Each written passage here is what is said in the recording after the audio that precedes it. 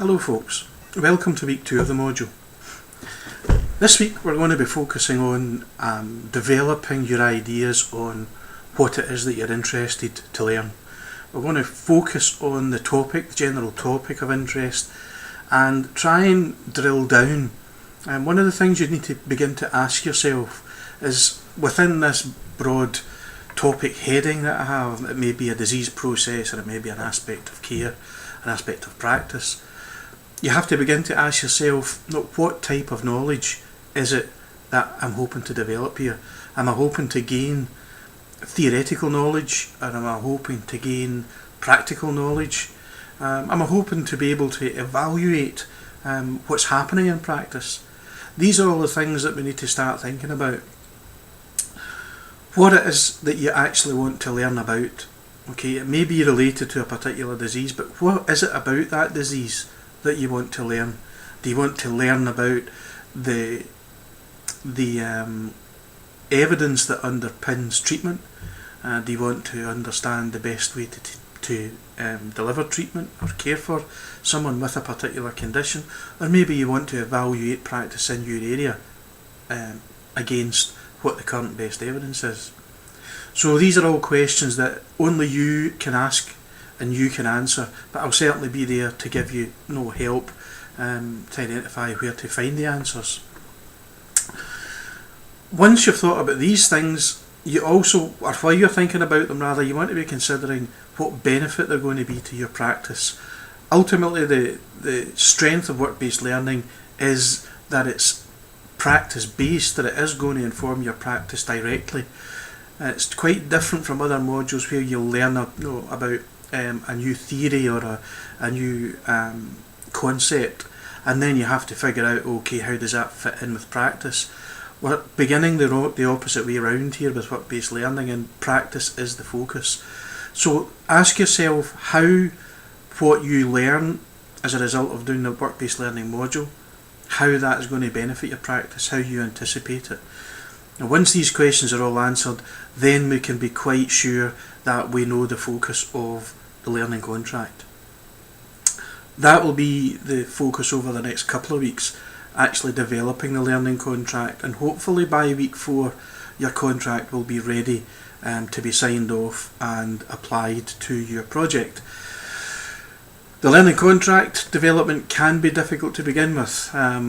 You will have to try and get your head around things like learning outcomes, learning methods, but again, you're not on your own. That's my role in the module, is to help you understand and develop these skills. It can be difficult to begin with, but once it's completed, as I'm sure you'll have gathered from earlier rambles, you will know then what the topic is. The learning contract will also identify the type of learning and the scope of learning that's going to take place, and it will also identify the assessment. So you and I together will decide what is the most appropriate way of assessing this, rather than the assessment being set at the beginning of a module. What you have to bear in mind though is it's a learning contract, but we used learning agreement and learning contract synonymously. But the learning contract is a contract. Once that contract is set up and signed, then your assessment will be evaluated against what's in the contract. If you happen to submit something that doesn't align with the contract, then I'm afraid it will be a fail, regardless of how good the work is. Once the contract is established and signed, then that is what the assessment is based on. One other thing to bear in mind before we start this week is that you will need a supervisor in practice, or I often refer to it as a buddy.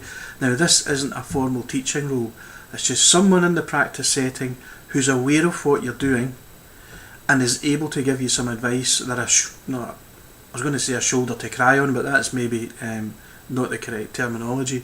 But they are a buddy, and it's an ear for you to ask for some advice or some guidance, or just sometimes reassurance, that you are doing the right thing. So if you can identify that, because we need that on a learning contract as well, an identified individual in your practice setting who knows what you're doing, who knows you're undertaking this piece of work, who doesn't necessarily have all of the answers, but is able to provide some support for you. Okay, I'm not going to get into it anymore. We'll touch on these individual things over the course of this week. But good luck. I know there's a number of you who have still to engage with week 1. Please get started on the module. It's important you get started as early as possible, and these are all new skills you're developing, and we really need you up and running and a contract in place by the end of week 4. Some of you might manage it earlier, some may manage, and some might need maybe a week extra, but at the very most. But anywhere beyond into the 5th week, and you're really struggling to get the work done in time for the assessment. Okay folks, good luck, and I'll speak to you next week. Cheers.